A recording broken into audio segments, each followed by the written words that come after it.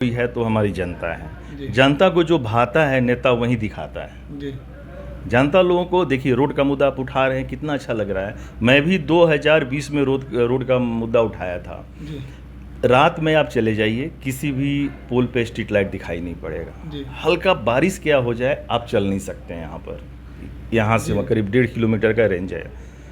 साथ में अगर रात बिरात कोई लेडीज़ या किसी को बाथरूम वाशरूम अगर लग जाता है तो एक टॉयलेट की व्यवस्था नहीं होता है।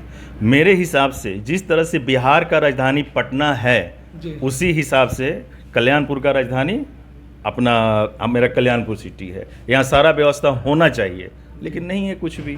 नेता लोगों को किसी को मर्जी अपना ध्यान नहीं है इन चीज़ों के ऊपर, ध्यान होना चाहिए। मैं बहुत दुख के साथ ये कहना चाहता हूँ और बार बार अपील भी करता हूँ हमारे नेताओं विधायक लोगों से, जनप्रतिनिधियों से, क्योंकि मैं तो उस मुकाम पे हूँ नहीं।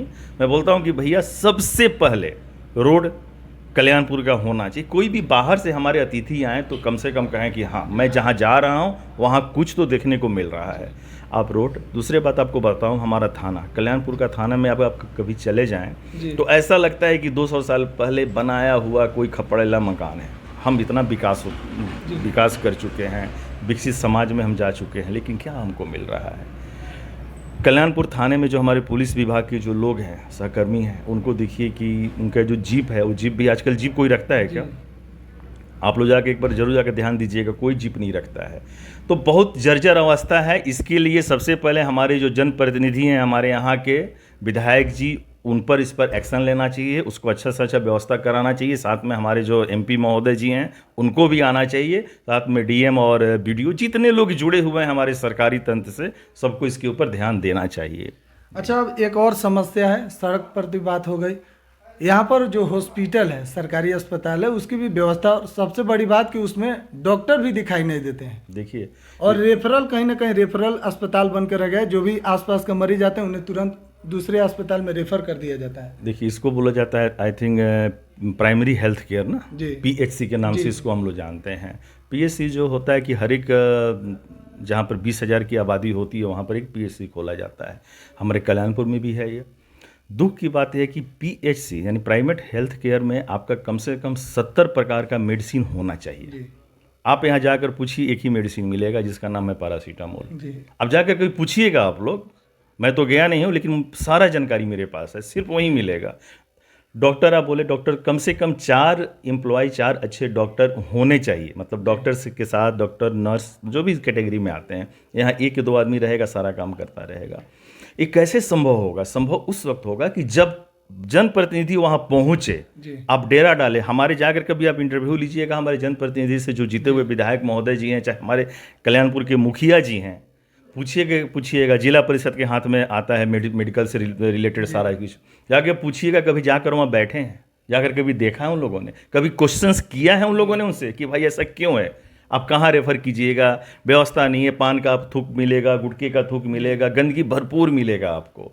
अब इसके लिए सबसे बड़ा दोषी हमारी जनता, क्योंकि जनता जब चुनाव का टाइम आता है तो हमारी जनता बस वहीं जात पात और लालच इतना बुरा शब्द है कि मैं आपको 2 सेकंड टाइम लेकर बताना चाहूँगा कि अंग्रेज़ों ने लालच देकर हम पे राज किया, मुगलों ने लालच देकर हम पे राज किया, और आज वही नेता लोग लालच देकर हम जनता पे टुकड़ों टुकड़ों में राज कर रहे हैं।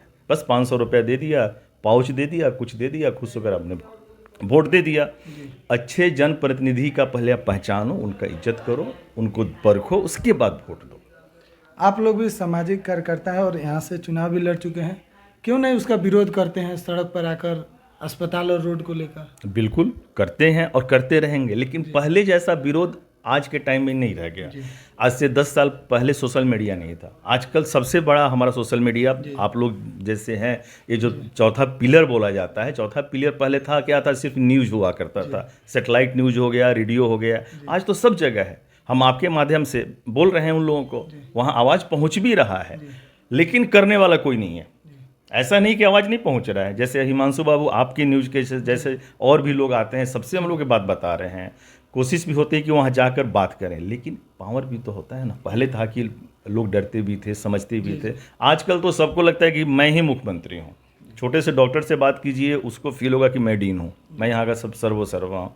तो उसके लिए जो पावर में है, यानी जो विधायक है, जो एमपी है, जो मंत्री है, उसका बात अधिक चलेगा, ना कि मेरा बात चलेगा। अच्छा, मान लीजिए अगर कल्याणपुर की जनता 2025 में अगर ऋतुराज पांडे को मौका देती है तो आपका क्या क्या विजन होगा? जो सड़क है, अस्पताल है, कैमरे के माध्यम से वादा कीजिए। देखिए, सबसे पहला मेरा विजन होगा 2025 में अगर जनता हमारी हमको मौका देती है, और विश्वास है, उम्मीद है कि देगी मुझे इस बार, अगर देती है और मैं लेता हूं, तो सबसे पहला मेरा होगा कि जनता जिस ढंग से चुनाव से पहले नेता लोग जनता के दरवाजे पे जाते हैं मिलने के लिए, मेरा जनता से वादा है कि आपको दरवाजे पे नहीं आना पड़ेगा, हम आपके दरवाजे पे पहुंचेंगे। और वो कैसे पहुंचेंगे, उसके लिए मेरा एक अपना एजेंडा है कि अपने पूरे कल्याणपुर में, जैसे ही मैं बना, कम से कम कोटवा और कल्याणपुर में 2 मेरा ऑफिस खुलेगा।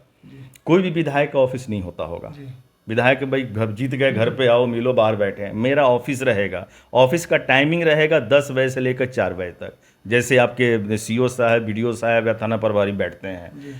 और अगर मैं पटना नहीं हूँ, यहाँ पे हूँ, तो सप्ताह में 3 दिन यहाँ, 4 दिन वहाँ, 4 दिन वहाँ, 3 दिन यहाँ, आप आइए मिलिए, पहला मेरा रहेगा। उसके बाद जो 2 और हमारे जो मेजर आते हैं, जैसे कोटवा से भी आगे मच्छरगांवा तरफ आपको मालूम है पड़ता है, इधर भी आपका बांसघाट अगर हो जाता है तो बहुत दूर है, 65 किलोमीटर की दूरी में, हाँ 65 किलोमीटर की दूरी में आता है, तो लोग कहाँ से आ पाएंगे, सबके पास मोटरसाइकिल नहीं है। उसके लिए मेरा वहाँ स्टाफ बैठेगा। पता नहीं चलता है, शराब कहने के लिए बंद है, लेकिन मैं आपको दावे के साथ कह सकता हूँ कि शराबबंदी नहीं है। और इस सरकार की सबसे फेलियर पिछले 10 साल के आसपास, 16 में शायद हुआ था शराबबंदी, अभी तक का सबसे फेलियर ये इनका एजेंडा रहा है शराबबंदी। कहीं भी शराबबंदी नहीं है, शराब खुलेआम मिल रहा है, शराब से लोग मर रहे हैं। इसीलिए या तो आप इसको ओपन कर दीजिए, और नहीं तो इतना कड़ाई कीजिए इसके ऊपर कि हमारा कहीं से भी शराब हमारे अंदर नहीं पहुंच पाए। बहुत बहुत धन्यवाद जी, नमस्कार। तो आप ऋतुराज पांडे जी को सुन रहे थे, विकासशील इंसान पार्टी के नेता हैं और यहाँ से पूर्व में विधानसभा का चुनाव भी लड़ चुके हैं और आगे भी चुनाव लड़ने की तैयारी में हैं। और लगातार कल्याणपुर क्षेत्र में कोई भी समस्या हो वहाँ पर पूरे सक्रिय दिखते हैं और अपने क्षेत्र में गरीब हो या फिर अमीर, सब तबके के लोगों को ध्यान में रखते हुए कार्य करते हैं। लगातार एक अपडेट हम आपको दे रहे हैं। आप बिहार एक सोच पर बने रहें। बहुत बहुत धन्यवाद आपका।